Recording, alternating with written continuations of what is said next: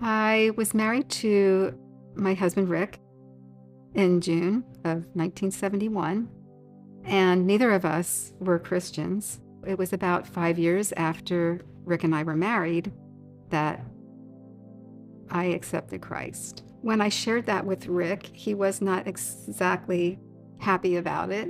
I never dreamed that it would be 45 years later and I would still be waiting for Rick to say yes. The big thing that I stood on all those years while I was waiting for Rick to come to Christ was that when the Israelites put the blood of the Lamb on their doorpost, their family was spared. And I stood on that verse, through 45 years of waiting.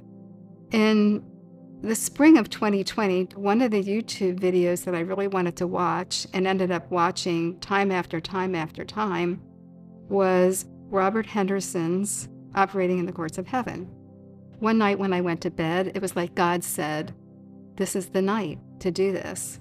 So I went to bed that night asking him to help me pray according to what I was learning and operating in the courts of heaven. And I literally prayed all night long. And in the morning when I got up and sat at the breakfast table with my husband, he asked me questions about God. And I was thinking, I can't believe this. This is just amazing. He didn't accept Jesus that day, and he didn't accept Jesus the following day. But on the third day, he just goes, okay, I'm ready now. And I said, ready for what? He says, accepting Jesus.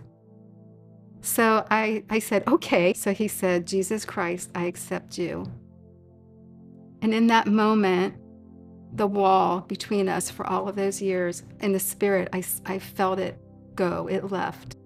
And eventually he agreed to be baptized. And because he was diagnosed with dementia several years before, it would have been hard for him to come to church and be baptized in front of everyone.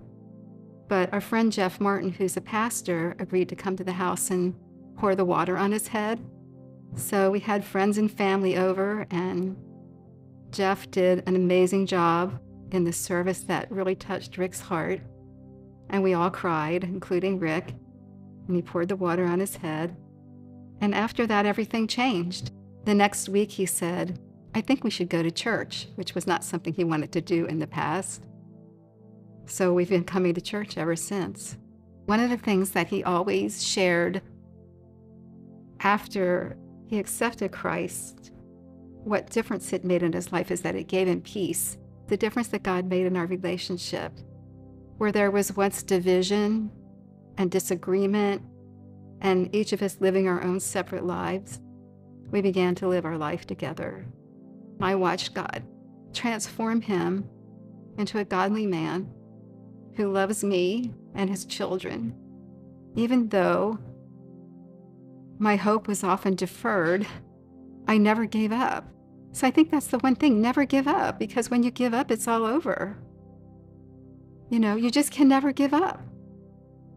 Keep on trusting God, keep on believing. Know that he is faithful. Believe what the word says and appropriate it by faith so that God can bring it to pass.